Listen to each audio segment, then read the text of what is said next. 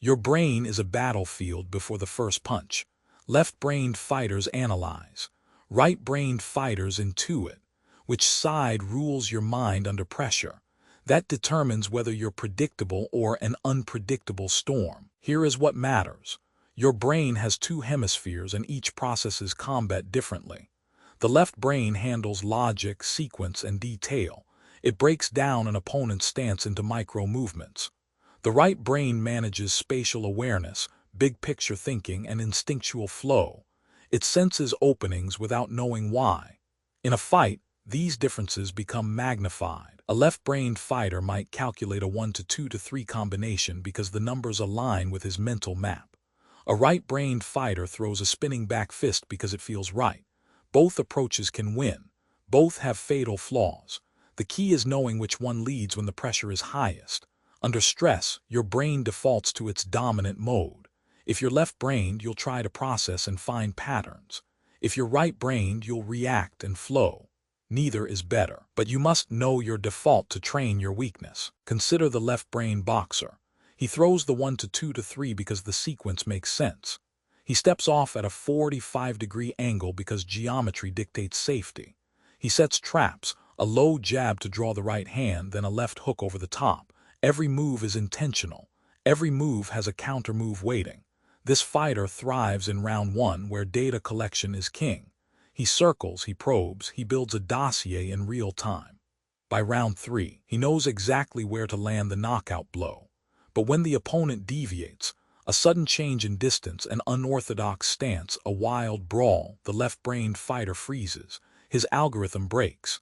He needs time to recalibrate. In that window, chaos can kill him. You must recognize this pattern in yourself. If you're left-brained, your analytical strength becomes a liability against unpredictable opponents. You need to train for chaos. Now the right-brained fighter. He is the artist, the improviser, the one who moves without a map. His strikes flow like water, adapting to the terrain. He does not count punches. He feels the rhythm of the fight, swaying with momentum, striking when energy peaks. His footwork is circular, unpredictable, almost hypnotic. In the gym, he experiments, spinning back fists, jumping knees, because they feel right. He learns by doing, not analyzing. His memory is not a library of techniques, but a library of sensations.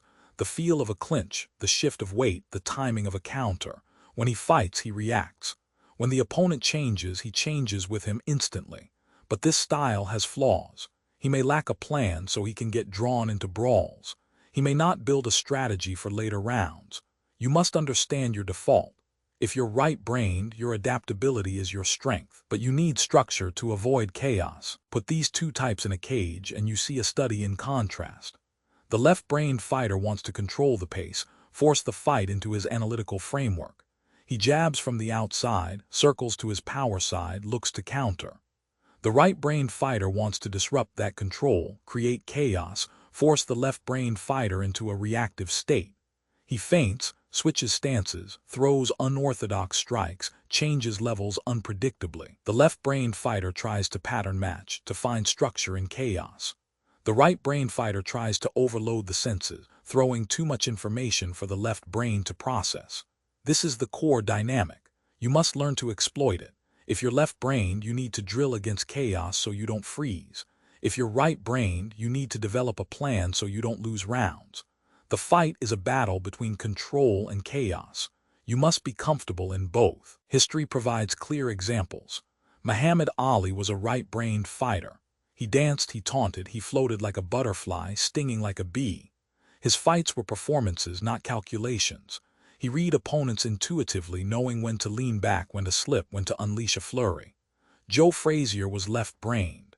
He came forward with relentless pressure, a left hook he drilled until perfect. He had a plan: cut off the ring, work the body, break the spirit. In their first fight, Frazier's plan worked. In the third, Ali's intuition adjusted. The left brain won the battle. The right brain won the war. This is the lesson. You cannot rely solely on one mode. You must develop the ability to switch. When your plan fails, you need intuition. When intuition fails, you need a plan. The fighter who can toggle between analysis and instinct is the fighter who wins consistently. Here is the critical insight. No one is purely left-brained or right-brained. The brain is a network, not a binary switch. Every fighter uses both hemispheres, but one tends to dominate. The question is not which one are you, it's which one leads when the pressure is highest. Under stress, your brain defaults to its dominant mode.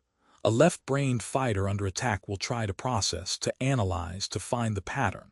A right-brained fighter under attack will react, will flow, will trust his instincts. Training must address this duality. A left-brained fighter needs to drill chaos. He needs to spar against unorthodox opponents, to fight in close quarters, to practice striking from awkward angles. He needs to develop instinctual reflexes that bypass his analytical mind. This means reaction drills, random stimulus training, and sparring with no rules. You must deliberately put yourself in situations that force your non-dominant mode. The goal is to become an integrated fighter. You need both modes available. You start with your dominant mode, but you train the other until it's accessible. For the left-brained fighter, that means daily free sparring where you don't think, you just react. For the right-brained fighter, that means drilling specific combinations until they become automatic, so you have structure when chaos fails. The integrated fighter reads the opponent and decides which mode to use. In the first round, he analyzes. In the third, he flows. He sets traps, but he also improvises. He has a plan, but he can abandon it instantly. This is the highest level of combat. You must build both hemispheres.